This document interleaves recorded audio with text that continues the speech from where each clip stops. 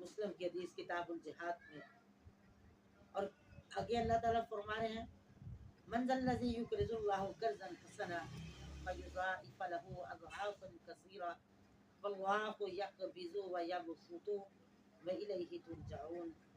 قرض حسنا سے مراد ایسا قرضہ جو محض اللہ کی رضا کے لیے فقراء، اقرباء، مساکین کو دیا جائے اور ادائیگی کے لیے انہیں تنگ نہ کیا جائے، اور نہ ہی قرضہ دینے کے بعد انہیں جتلایا جائے، اور نہ ان سے کسی قسم کی بغیر لی جائے۔